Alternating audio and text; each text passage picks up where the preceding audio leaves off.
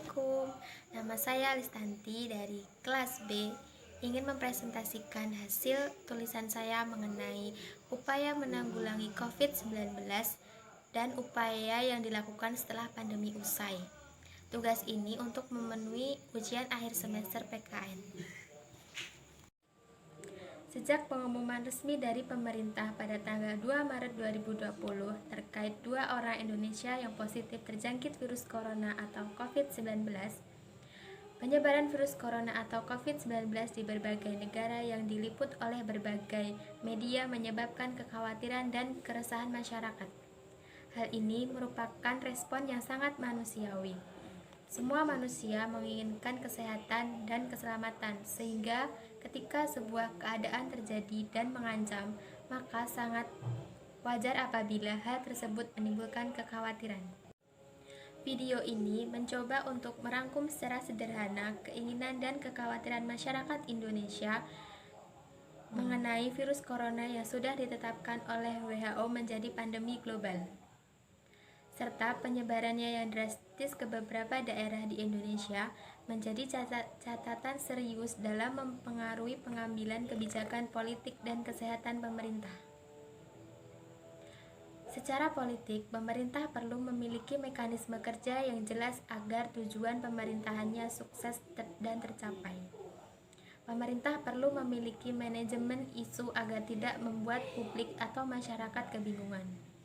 Pada akhirnya, pemerintah memiliki kewajiban dalam memberikan rasa aman terhadap masyarakatnya, sesuai dengan tujuan negara yang tercantum dalam Undang-Undang Dasar 1945, yaitu mewujudkan masyarakat yang damai, aman, adil, dan makmur.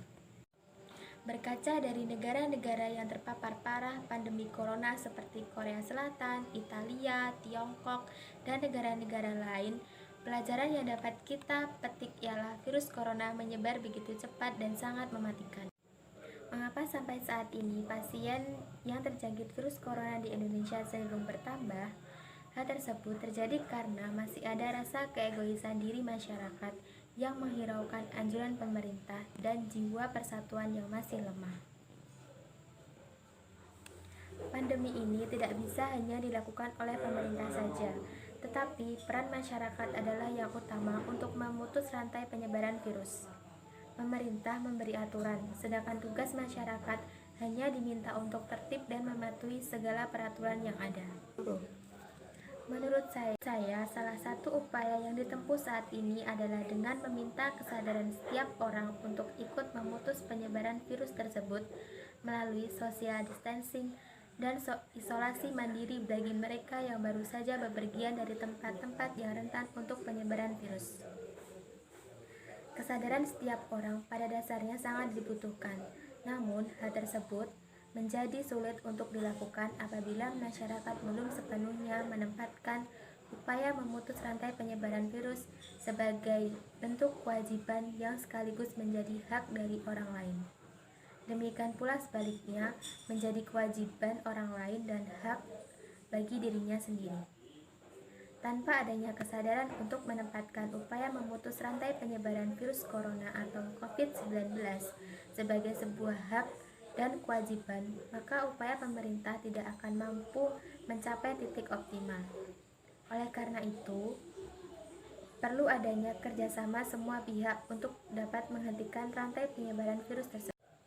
Setiap individu memiliki hak untuk mendapatkan perlindungan kesehatan dan pada saat yang sama memiliki kewajiban untuk membantu terwujudnya perlindungan bagi individu lainnya.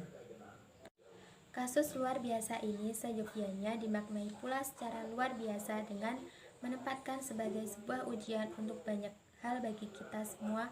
Bahkan dalam kondisi inilah makna persatuan dan kesatuan yang selama ini kita dengung-dengungkan menghadapi ujian berat, dan dalam kondisi ini kita harus menyadari sepenuhnya bahwa musuh kita bukan hanya ancaman kejahatan bersifat transisional saja, tetapi termasuk penyebaran penyakit yang mengancam jiwa seluruh masyarakat Indonesia.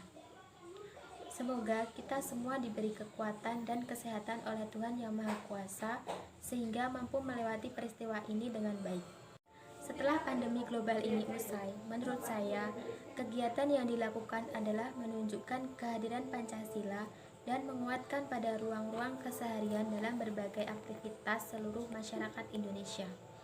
Namun demikian, penguatan Pancasila kiranya tidak dapat berjalan baik tanpa peran serta pemerintah untuk memberikan pemahaman nilai-nilai Pancasila sejak dini di keluarga dan sekolah. Karena pelaksanaan pendidikan Pancasila yang baik sangat diperlukan agar tidak dianggap rendah dan cenderung disepelekan dengan contoh kasus corona ini. Banyak masyarakat yang hanya menyepelekan anjuran pemerintah.